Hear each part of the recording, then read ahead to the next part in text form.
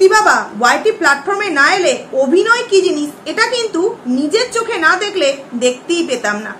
কিছুদিন আগে আমি তোমাদের সামনে সন্দীপদার পাশ থেকে সরে যাচ্ছি এরকম একটা ভিডিওর স্টার্টিংটা আমি কিন্তু দিয়েছিলাম, যেখানে বেশিরভাগ মানুষ ভয় পেলেও কিন্তু একজন ভাই আমাকে কমেন্টস করেছিল, না আমি কিন্তু তোমার বুঝতে পেরে গেছিলাম যে তুমি এটা অভিনয় করছো, মানে কি আমি কিন্তু এই সমস্ত অভিনয় আমার দ্বারাই হবে না। কিন্তু এই বাচ্চার মাকে দেখলে কে বলবে যে এ অভিনয় জানে না? এ তো অভিনেত্রীদের থেকেও ভালো অভিনয় জানে। মানে অভিনেত্রীরা অভিনয় করতে গেলে বারবার মনে হয় ডায়লগ তাদেরকে মুখস্থ করতে হয়, এখানে যেভাবে অভিনেত্রী অভিনয় করে চলেছে সেখানে এই সমস্ত বড় বড় অভিনেত্রীদেরকেও কিন্তু হার মানিয়ে দেবে। হাই পোড়া কপাল, বয়ফ্রেন্ডের আইডিতে বসে হাজবেন্ডকে 6th অ্যানিভার্সারি উইশ করছে, এটাও ভাবা যায়? একে কি উপহার দেওয়া যায় বলো তো সন্দীপ দা? তুমি কি উপহার দেবে ভেবেছো কিছু? দেখো আজকের দিনে তোমাকে একবার স্পেশাল একটা গিফট দিল আজকের এই বাচ্চার মায়ের ভিডিও। বন্ধুরা তোমরা কি কেউ লক্ষ্য করেছো ভিডিওটা ঠিক কোন আইডি থেকে পাবলিক করা হয়েছে? বয়ফ্রেন্ডের আইডি থেকে। হ্যাঁ, যদিও সেখানে আমাদের একজন দিদিভাই কমেন্টস করেছে, সেখানে তার উত্তরে আরো একজন দিদিভাই খুব ভদ্রভাবে তাকে জানিয়েছে যে বয়ফ্রেন্ড এই আইডিটা নাকি তাকে দান করে দিয়েছে। তো আমি যতদূর জানি এই সমস্ত জমি জমা দান টান করা যায়, বাড়ি জমি দান করা যায়, যেখানে দান করতে গেলে রেজিস্ট্রি যে খরচাটা হয়, যেটা কিনতে গেলে যে খরচা হয় রেজিস্ট্রির পক্ষে, সেটা অনেকাংশ কমে যায়, মানে অনেকটা কমে যায়। তো এই যে দান, আইডিও আবার দান করা যায়। তো দান যে করেছে কোন রকম কোনো কিছু কি কাগজ কলমে লেখাপড়া করে দানটা করেছে, না এমনি মুখে দান করে দেয়? আর এই যে বয়ফ্রেন্ড যে এই বাচ্চার মাকে আইডি দান করেছে সেটা আমাদের এই দিদিভাই জানলো কি করে? মানে কি দিদিভাইয়ের সাথে সবসময় হ্যালো হাই টুকিটাকি এই সমস্ত কিছু নিশ্চয়ই হয়, নাহলে জানলো কি করে দান করেছে? ও বয়ফ্রেন্ড তার মানে বাচ্চার মাকে তার আইডিটা দান করে দিয়েছে, আর সন্দীপদা কি করেছে? তার ওয়াইফের আইডি নাকি চুরি করে নিয়েছে। এই যে একটা ব্লেম সন্দীপদার উপর বারংবার লাগানো হয়, তোমরা যারা যারা ডে 1 থেকে ভিডিও দেখো তারা তো নিশ্চয়ই এই বিষয়টা জানবে। কারণ আমি এই যে সন্দীপ মিত্র যে আইডিটা আছে সেটা আগে একটা অন্য নাম ছিল, এটা আমিও জানি, নামটা এখন নিচ্ছি না, এবং কি কারণে নিচ্ছি না সেটা তোমরা বুঝতেই পারছো। তবে সেই আইডিতে দুটো মাত্র শর্ট ভিডিও দেওয়া ছিল, যেটা কিনা এই বাচ্চার মায়ের বিয়ের আগে শর্ট ভিডিও, এবং কোনো সাবস্ক্রাইবার তেমন ছিল না, কোনো ভিউজও তেমন হতো না। তার পর কিন্তু সেই আইডিটা পুরো ফাঁকা পড়ে থাকতো, কোনো কিছু ছিল না সেই আইডিটাতে। তারপর যথারীতি যখন সন্দীপদার সাথে তার দিদির একটা প্রবলেম হলো, তারপর তারা কিন্তু এই আইডিটাতে আস্তে আস্তে করে ভিডিও দিতে আরম্ভ করে। বন্ধুরা আমার এখানে প্রশ্ন হলো, যদি সত্যিই হাজবেন্ড তার ওয়াইফের কাছ থেকে আইডি দুটোকে ছিনিয়ে নিয়ে থাকে, তাহলে এটা তো বলাই যায় যে 3 বছর আগে আমি একটা আইডি ওপেন করে রাখতেই পারি, কিন্তু সেই আইডিটা যদি কারোর বাড়িতে বিয়ে হওয়ার পর তার কাছে গিয়ে যদি সেটা ফেমাস হয়, সেখানে আমি আইডি ওপেন করেছি আমার কৃতিত্ব, কিন্তু সেখানে কার ভিডিও দেওয়া হচ্ছে, কাকে দেখিয়ে রেভিনিউটা কামানো হচ্ছে, তার কোনো কৃতিত্বই নেই। এই যে আমরা ছোট ছোট কন্ট্রোভার্সি ক্রিয়েটার তথা ছোট ছোট ব্লগাররা বড় বড় ব্লগারদের সাথে দেখা কি করতে যায়, কি আমাদের আইডিতে সাবস্ক্রাইবার সংখ্যা ভিউয়ার সংখ্যাটা একটু যাতে বাড়ে। আচ্ছা বড় বড় ব্লগারদের কাছে আমরা যাই কেন? শুধু এই কারণের জন্যই তো আমরা যাই। কন্ট্রোভার্সি ক্রিয়েটারদের কথা বাদ দিচ্ছি, আমি ব্লগারদের কথা বলছি যারা মিটআপে দেখা করতে যায়। প্রত্যেকেই কিন্তু ক্যামেরা নিয়ে থাকে না, আমি সবার কথা বলবো না, কিছু কিছু মানুষ আছে ভালোবাসার টানেও যায়, কিন্তু বেশিরভাগ মানুষ কিন্তু যায় নিজের আইডিটাকে দাঁড় করাতে, প্লাস তার সাথে একটুখানি দেখা করতে। তো সেখানে একবার ভেবে দেখো যে শুধুমাত্র আইডি আমি খুলে রাখলাম তাহলেই আমার কৃতিত্ব হয়ে গেল। সেখানে আমার দুটো মাত্র ভিডিও রইলো, বাদ বাকি যা ভিডিও হলো ওই ফেমাস একজন পার্সনের, এইবার আমি তার হাত ধরে তাকে দেখিয়ে প্রতিদিন ভিডিওতে এনে আমি আমার আইডিটাকে ওপেন করছি। সেখানে যে ফেমাস ব্যক্তিটি ছিল তার কোনো রকম কোনো নামই নেই, শুধু তার নামে আইডিটা ওপেন করা আছে, মানে তার বিশাল কৃতিত্ব। বা বা বা বা বা যারা এই ধরনের কথাগুলো বলছে না, বিশাল বিশাল তাদের বুদ্ধি। অথচ বলছে বয়ফ্রেন্ড নাকি আইডি দান করে দিচ্ছে। আচ্ছা বয়ফ্রেন্ড আইডি দান করার কারণটা কি একটু জানতে পারি কি বয়ফ্রেন্ড কি কারণে এই আইডিটাকে দান করে দিচ্ছে? যাকে প্রশ্ন রইলো, পারলে অ্যান্সার দেবেন। এবার আসি আরো একটা কথায়, যেই ওয়াইফ তার হাজবেন্ডকে 1 ঘন্টার জন্য রিজার্ভ রুমে একদম ঢোকাবার 1 ঘন্টা তো মানে চেষ্টা না করে পেরেছে, চেষ্টা করেছিল তাকে সারা জীবন যাতে ওই একটা কারাগারে রাখতে পারা যায়, সেই বইয়ের মুখে হ্যাপি অ্যানিভার্সারি, এই কথাটা একটু অদ্ভুত লাগছে না তোমাদেরকে? চলো এটাকেও আমি বাদ দিচ্ছি। 498 এর কেসটা তো কিছুদিন আগে, মা গো, যে ওয়াইফ নাকি হাজবেন্ডের নামে 498 এর কেস করলো, তার শাশুড়ি মাকে পরকীয়ার সাথে লিপ্ত করে দিল, সন্তানের মাথার তলা থেকে পালঙ্ক নিয়ে চলে এলো, সেই ওয়াইফের মুখে আজকে শুনছি সিক হ্যাপি অ্যানিভার্সারি। বাবা বাবা, বিশাল পারদর্শী অভিনেত্রী, বিশাল পারদর্শী। তো এই তো বললাম, ভাবো একবার, বয়ফ্রেন্ডের আইডিতে বসে হাজবেন্ডকে হ্যাপি অ্যানিভার্সারি উইশ করছে। এইখানে যারা তাকে খুব সুন্দর বাচ্চা মেয়ে, খুব সুন্দর লাগছে, যারা এই কমেন্টটা করেছে তাদের একবার ভাবা উচিত যে তুমি ভিডিওটা কার আইডি থেকে দিয়েছো। তুমি তো দিয়েছো তোমার ওই বয়ফ্রেন্ডের। আর বয়ফ্রেন্ডের যে আইডির দাম করেছে তার কি কোনোরকম কোনো কমিউনিটি পোস্ট বা তার সাথে যে ছাড়াছাড়ি হয়ে গেছে এরকম কি কিছু আমরা জানতে পেরেছি না? মানে কেন বলছি জানো তো, তার সাথে যে তার একটা সম্পর্ক আছে সেটা যেমন কমিউনিটি পোস্টের মাধ্যমে জানাতে পেরেছিল, সেরকম সম্পর্কটা যে ছাড়াছাড়ি হয়ে গেছে সেরকম কিছু তো এখনো পর্যন্ত কমিউনিটি পোস্টে দেখতে পাইনি। সেই কারণেই আমার এই প্রশ্ন যে মানে দান যে করে দিয়েছে তার কি কোনো কিছু কাগজপত্র আছে নাকি শুধুমাত্র মুখে মুখেই। যাই হোক, এই কথাটা এবার বাদ দিলাম। এবার আসি বাচ্চার মায়ের আজকের ভিডিও। বন্ধুরা, ঠাকুমাকে এখনকার যুগের তালের সাথে তাল মেলাতে সুন্দরভাবে নখগুলো দেখলাম পালিশ করে দিচ্ছে, খুব ভালো কথা। মানে নখ যাকে বলে সেভ করছে, খুব ভালো কথা। যদি ঠাকুমাটা সত্যিই, বয়স্ক মানুষকে নিয়ে কোনো বাজে কথা বলতে নেই, যদি ঠাকুমাটা সত্যিই ভালো মানুষ হতো না, সেই দিনকেই ভালো মানুষটার পরিচয়টা বোঝা যেত। যেই দিনকে পাশে বয়ফ্রেন্ড নিয়ে নাতনি নাচানাচি করছে, সেখানে বয়স্ক ঠাকুমা যথেষ্ট বয়স হয়েছে, তার বলা উচিত ছিল, না রে তোর এতটা বাড়াবাড়ি করাটা উচিত না, তোর এখনো ডিভোর্স হয়নি, অবশ্যই একে তোর পছন্দ, তুই এর সাথে সংসার করবি, দাঁড়া না, একটা সম্পর্ক থেকে বেরিয়ে আয়, তারপর নয় তুই আর একটা সম্পর্কে জড়িত হবি। এই তো কিছুদিন আগে সবে সবে তোর ছর্দি মারা গেল, এখন এই জিনিসগুলো করা নিশ্চয়ই তোর ঠিক হবে না রে, আমারই ভালো লাগছে না, সেখানে লোক, পাড়া প্রতিবেশী, ওয়াইটি পরিবার তোকে কি বলবে। এই পরামর্শগুলো কিন্তু এই বয়স্ক ঠাকুমার দেওয়া উচিত বলে এই সমস্ত ভিউয়ার্সরা মনে করেনি। অথচ এই ঠাকুমাকে যদি কেউ কিছু মানে ডান্স করা নিয়ে বা এটা ওটা নিয়ে কমেন্টস করে, তখন কিছু মানুষ আছে বা কিছু ভিউয়ার্স আছে তেড়ে মেরে আমাদের আইডির উপর চড়ে বসে। আরো একটা কথা বলি, এই দেখো, এই যে বাচ্চার দাদু, বাচ্চার যে দাদু বেশিরভাগ দিন দেখছি বাড়ির বাইরে থাকে, বেশিরভাগ দিন দেখছি বাড়ির বাইরে থাকে। একটা কথা আছে দেখবে, যতটা রটে তার কিছুটাও তো ঘটে, তাই না? মানে যতটা এই বাচ্চার দাদু সম্পর্কে শুনেছিলাম, বনা তার বাড়িতে গিয়ে নাকি বেশিরভাগ টাইম গল্প করে, তার বাড়িতে গিয়ে নাকি দিনের পর দিন থাকে। একটা পাশের বাড়ির কোনো একটা মেয়ে কমেন্টস করে আমাদের সামনে জানিয়েছিল যে কাকিমার সাথে বেশিরভাগ সময় এই আঙ্কেলটাকে আমরা দেখি। একদিন জিজ্ঞেস করবো, এই আঙ্কেলটা তোমার কে হয়? তো হয়তো জিজ্ঞাসা করলেও বলার জন্য কোনো রকম কোনো পারমিশন সে হয়তো পায়নি, তাকে হয়তো বন্ধ করে, মুখটাকে বন্ধ করে দেওয়া হয়েছে। এইবার দেখো কেন কথাটা বললাম যে যতটা রটে তার কিছুটাও তো ঘটে। তার বাবা সম্পর্কে আমরা যেই সমস্ত কিছু জিনিস শুনেছি, নিজের চোখে তো দেখিনি, তাই সেইভাবে স্ট্যাম্প লাগিয়ে বলতে পারিনি, কিন্তু যেটুকুনি কমেন্টস করেছে সেইটুকুনি কিন্তু তোমাদের সামনে জানিয়েছি। তাই বললাম যতটা রটে তার কিছুটাও তো ঘটে।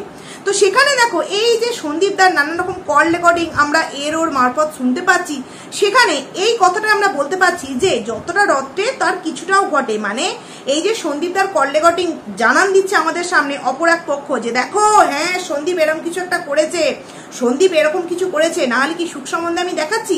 তাহলে এই যে বাচ্চার দাদু সম্পর্কে যে সমস্ত কথোপকথনগুলো উঠেছিল, সেই নিয়ে কোনো রকম কোনো ছানবিন করার প্রয়োজন কেন মনে করেনি ইউআইটির মোস্ট পপুলার দালাল? কারণ কি, পুরোপুরিভাবে তো বিক্রি হয়ে গেছে, পুরোপুরিভাবে বিক্রি হয়ে গেছে। আরো একটা পয়েন্টস তোমাদের সামনে আমি তুলে ধরতে চাইছি, এই বাচ্চার মা কত বড় মিথ্যেবাদী। হ্যাঁ একদম, তার ভিডিও থেকেই বলবো, কোনো রকম গোপন সূত্রে না। বাচ্চার মা যখন ওই বিড়ালগুলোকে দেখাচ্ছিল, বিড়ালগুলো দেখাবার মানে আমাদের সামনে দেখাচ্ছিল, বললো স্নান করে এসে ঠাকুরকে আমি মা ঠাকুরকে সেবা দিয়ে নিতে বলেছে, পুজোটা দিয়ে নিতে বলেছে। ও মা, তারপরে দেখলাম বিড়াল বাচ্চাগুলোকে নিয়ে নাড়ঘাট করতে করতেই ওদিকে মায়ের সেবা দেওয়া ঠাকুরকে হয়ে গেল। তাহলে কেন ক্যামেরার সামনে বলা হলো যে মা আমাকে বলেছে স্নান করার পর ঠাকুরকে পুজোটা দিয়ে নিতে?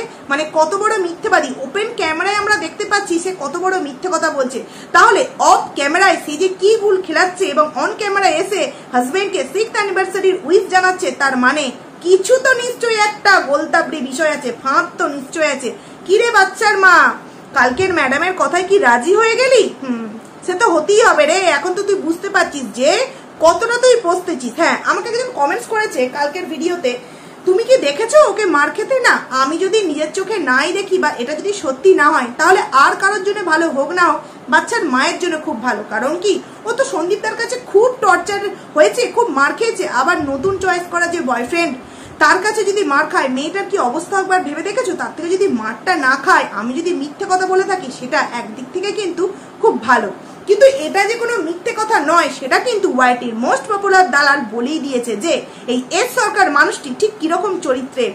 গার্লফ্রেন্ডের সাথে নিজের যে জড়িয়েছে সেই নিয়ে এত ঝামেলা, সেই ঝামেলা মেটাবার জন্য যেই ওয়াইটির দালাল ঠিক করা হয়েছে সেই দালালের সাথে পর্যন্ত চ্যাট এতটা এগিয়ে গেছিল যে সেই দালাল ভিডিওর মাধ্যমে বলতে বাধ্য হয়েছে যে ওই ছেলে তোর জন্য কতটা যোগ্য আর কতটা ঠিক অযোগ্য। তারপরেও কিছু মানুষ এসে কমেন্টস করছে যে মার খেয়েছে, তুমি কি দেখেছো? না, আমি দেখিনি। ওর ফরেরই যে দালাল সে তার কিছু কথার মাধ্যমে বুঝিয়ে দেয় ক্ষণে ক্ষণে যে এই এস সরকার এই বাচ্চার মায়ের জন্য ঠিক কতটা যোগ্য। যাই হোক, এই তো একটা কথা বললাম। এবার একবার ভেবে দেখো, আমার আগের ভিডিওতে একজন কমেন্টস করেছে যে বৌমার বেডশিয়ার নিয়ে কথা বলেছে বলে এত মানুষের এত এত চচ্চড়ানি ধরে গেছে, এত কিছু তাদের ভিডিওতে বলতে হচ্ছে। অথচ এরা কখনো প্রশ্ন করেছে যে এই বৌমা তার শাশুড়িকে নিয়ে পরকীয়ার মতো একটা অবৈধ সম্পর্কে জড়িয়ে দিয়েছে, সে কি নিজের চোখে দেখেছিল? এখানে তো শ্বশুরমশাই একটা ভাবনার কথা বলেছে কি, যে যদি আমার নাতি যায় যেখানে বাবা মা সন্তান তিনজনে একসাথে শুতো, একসাথে তারা চলাফেরা করতো, এটা মানে বাচ্চাটা ছোট থেকে দেখে অভ্যস্ত, সেই জায়গায় বাবার জায়গায় যখন অন্য কোনো একটা মানুষকে দেখবে তখন সেই জিনিসটা দেখে তার কি হবে? বয়স্ক মানুষ তো কথাটাকে নিজে উনি স্বীকারই করেছেন যে আমি গুছিয়ে কথা বলতে পারি না, যেই কারণে বলেছে বেড শেয়ার কথাটা ইউজ করেছে। সেখানে এই যে বাচ্চার যে মা, সে যখন তার মানে ঠাকুমার দিকে, মানে বাচ্চার ঠাকুমার দিকে ডাইরেক্ট একদম একটা আঙুল তুলে বলেছিল যে ঠাকুমাও তো পরকীয়া করে, তার প্রমাণ আজও পর্যন্ত দিতে পেরেছে, তখন কিন্তু এই সমস্ত কন্ট্রোভার্সি ক্রিয়েটারদের কোনো রকম কোনো মুখে কথা ছিল না, মুখে জাস্ট কুলু পেতে ছিল। এইবার আসছি আজকে বাচ্চার মায়ের আরো একটা কথা, এসি ইনভার্টার বা আরো যে সমস্ত জিনিস, 4 চাকা গাড়ি, এইগুলো কি একটা বাচ্চা কোথায় থাকবে না থাকবে নির্ধারণ করে? একদমই নয়। কেন, কুড়ে ঘরে কি বাচ্চা মানুষ হয় না? রাস্তার ধারে যে সমস্ত ছোট ছোট ফুটফুটে ভাই বোনগুলো মানুষ হচ্ছে কাকু কাকিমাদের কাছে, তারা কি মানুষ হচ্ছে না? নিশ্চয়ই মানুষ হচ্ছে। কিন্তু বিষয়টা হচ্ছে একটা বাচ্চা একটা জায়গায় যেভাবে জন্মকালীন থেকে সে 3 বছর অবধি তৈরি হলো, 3 বছর অবধি সে লালন পালনে মানুষ হলো, সেই বিষয়টা থেকে সে যখন পুরোপুরি বঞ্চিত হয়ে অন্য এক পরিবেশের সাথে নিজেকে মানাবার চেষ্টা করবে, 3 বছরের বাচ্চাটার শরীরে সেটা কি মানে সয়ে নেবে, নাকি সেটা সইতে না পেরে সেই বাচ্চাটা আরো অন্যরকম ভাবে ক্ষতিগ্রস্ত হবে? এইখানেই আমাদের পয়েন্ট। একটা রাজার ঘরেও সন্তান মানুষ হচ্ছে, একটা কুড়ে ঘরেও একটা সন্তান মানুষ হচ্ছে। রাজার ঘরের সন্তানের সাথেও কিন্তু কুড়ে ঘরের সন্তানের অনেক সময় কিন্তু বন্ধুত্বপূর্ণ সম্পর্ক হয়, কিন্তু রাজার ঘরের সন্তানটা যখন ওই কুড়ে ঘরের বন্ধুটার বাড়িতে আসে তখন কিন্তু তার আধ ঘন্টা থেকে মানে খুব কষ্ট হয়। সেরকমই কুড়ে ঘরের মানুষটাও কিন্তু মানে বন্ধুরা যখন ওয়াইফাই বলছি এসি ঘরে থাকে তখন তার দম বন্ধ করা পরিবেশ মনে হয়। কারণ কি, সে তো ছোট থেকে নর্মাল প্রকৃতির হাওয়াতে মানুষ হয়েছে, আর ওই রাজার ঘরের ছেলেটা তো এসি ঘরে থেকে মানুষ হয়েছে। বিষয়টা এখানেই যে সন্তানটা ভূমিষ্ঠ যেখানে হয়েছে, যেইভাবে ভূমিষ্ঠ হওয়ার পর থেকে মানুষ হয়েছে, লালিত পালিত হয়েছে, হঠাৎ করে যদি তার পুরো পরিবেশটা তার জীবন থেকে পুরোপুরি চেঞ্জ করা হয় তখন তার একটু কিছু তো এফেক্ট ঘটবে বন্ধুরা। এইখানেই হচ্ছে সেই বিষয়টা।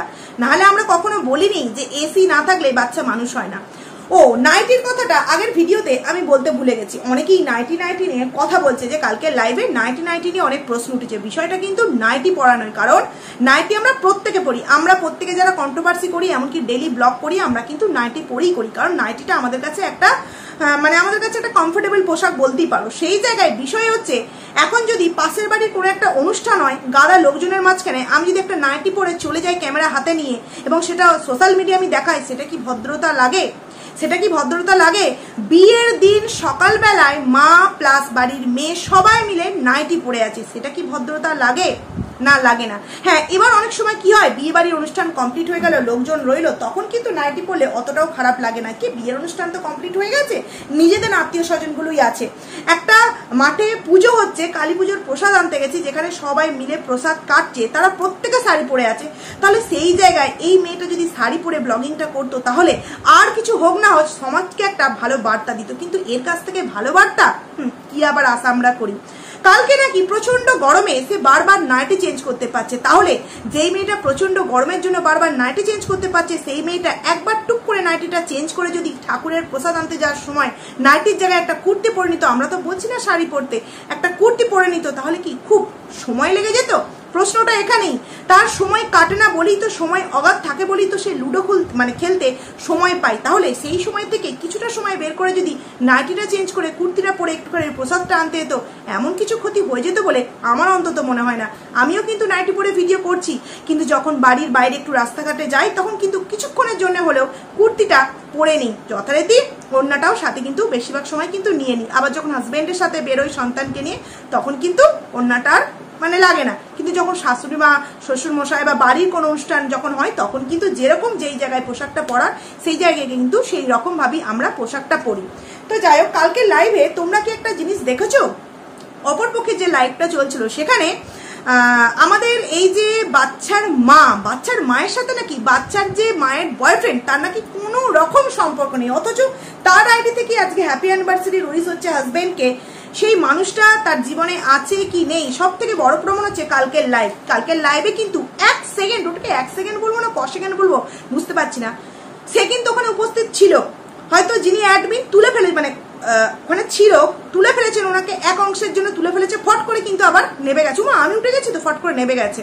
তাহলে বুঝতে পারছো কি হচ্ছে না হচ্ছে। আর আমার মনে হয় এই দিকার লাইভটাও কিন্তু সে খুব ভালোভাবেই শুনেছে, এবং শোনার পর হয়তো তার মনের কোনায় কোনো একটা নতুন প্ল্যান। তোমরা কিন্তু কেউ ভুল ভেবো না যে এই বাচ্চার মা বাচ্চার বাবার কাছে ফিরে আসতে চাইছে না, একদমের জন্যই নয়, ফিরে তো আসবেই না, নতুন একটা ফোন দিয়ে গেছে।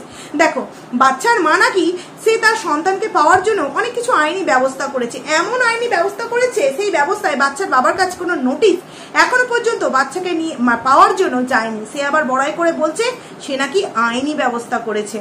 কত বড় মিথ্যে কথা! দিনের পর দিন ওয়াইটি প্ল্যাটফর্মে বন্ধুদেরকে বোকা বানাচ্ছে এবং কিছু টাকা ইনকাম করে সেই টাকা দিয়ে সে যে কি করছে একমাত্র সেই জানে। বন্ধুরা, তোমরা যদি দুদিক নিরপেক্ষতা রেখে মানে দেখো, নিরপেক্ষতা বজায় করে তোমরা যদি দেখো, তাহলে তোমরা নিজেরাই বুঝতে পেরে যাবে যে একটা সন্তানের ভবিষ্যৎ ঠিক কোন জায়গায় গেলে সুন্দরভাবে হয়ে উঠতে পারে। যে হাজবেন্ডকে দুদিন আগে চুল্লুখোর, যেই হাজবেন্ডকে দুদিন আগে কত বাজে বাজে কথা একটা দুটো স্ল্যাং দিয়েছিল না বন্ধুরা, সেইখানে তার নাম করে হ্যাপি অ্যানিভার্সারি সন্দীপ। বারে বা, তালি তালি।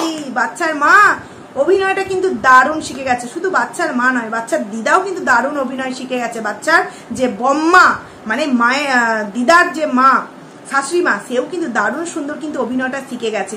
আরো একটা বিষয় না বললে নয়, এই যে আমরা বারংবার যে কথাগুলো বলি, সন্দীপ দাকে কোনো কথা বললে কিন্তু সন্দীপ দা সেটা শোনার চেষ্টা করে। এই যে বাচ্চাকে কেন দেখানো হচ্ছে না এই বিষয়টা নিয়ে কিন্তু আমাদের সঙ্গীতা ম্যাডামের কাছে প্রশ্ন তুলেছিলেন। সেখানে সঙ্গীতা ম্যাডাম না করেছিল। কালকের লাইভে তার কথা শুনে আমাদের সামনে কিন্তু হ্যাঁ বলে দিল দেখাবো। কিন্তু এই যে বাচ্চার বাবার কথা বলছি, বাচ্চার মাকে যে বারংবার বলা হয় যে দাদা বা বাবাকে খালি গায়ে যাতে ক্যামেরার সামনে না দেখানো হয়, কিন্তু সে কি আমাদের কথা কোনো অংশে শুনেছে? শোনেনি, তুড়ি মেরে জাস্ট উড়িয়ে দিয়েছে। এইবার তোমরাই বিচার করো যে রায়টা বাচ্চাকে পাওয়ার ঠিক কোন দিকে যেতে চলেছে। তো যাই হোক, অনেক কথা বললাম, ভিডিওটা বড় হয়ে গেল। ভিডিওটাকে এখানেই এন্ড করছি। কেমন লাগলো অবশ্যই কমেন্টস করে জানিও। তো চলো।